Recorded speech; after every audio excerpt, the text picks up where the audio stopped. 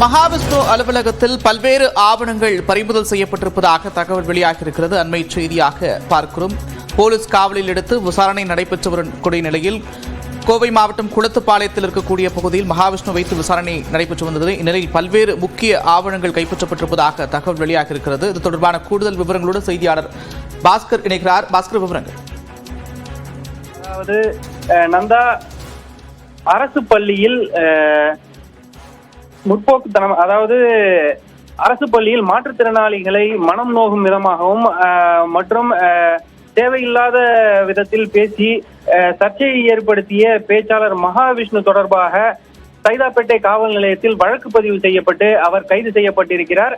தற்பொழுது போலீசார் தங்களுடைய கட்டுப்பாட்டில், அதாவது காவல்துறை தற்பொழுது அவரை கைது செய்துள்ள நிலையில் திருப்பூர் மாவட்டம் குளத்துப்பாளையம் பகுதியில் அமைந்திருக்கக்கூடிய அவரது பரம்பொருள் மையத்தில் இன்று காலை முதல் சோதனையானது நடைபெற்று வந்தது.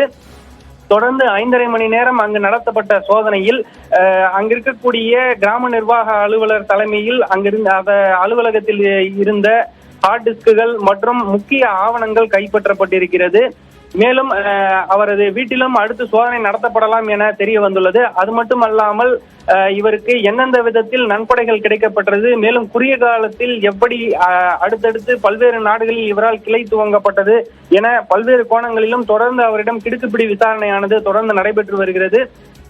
இது மட்டுமல்லாது அவரது வீட்டில் வேறு ஏதேனும் ஆவணங்கள் வைக்கப்பட்டுள்ளதா என்ற கோணத்திலும் தற்பொழுது போலீசார் வீட்டிலும் சோதனையிட திட்டமிட்டிருக்கின்றனர் என தெரிய வந்திருக்கிறது. நந்தா, பாலாஜி, குறிப்பா பல்வேறு விஷயங்கள்ல பல்வேறு கோணங்கள்ல விசாரணை அப்படின்றது தீவிரப்படுத்தப்பட்டிருக்கு. நீங்கள் குறிப்பிட்டதை போல எந்தெந்த வகைகள்ல நிதி திரட்டப்படுது அப்படின்ற ஒரு தகவலை சொல்லியிருந்தீங்க. அதே போல ஒரு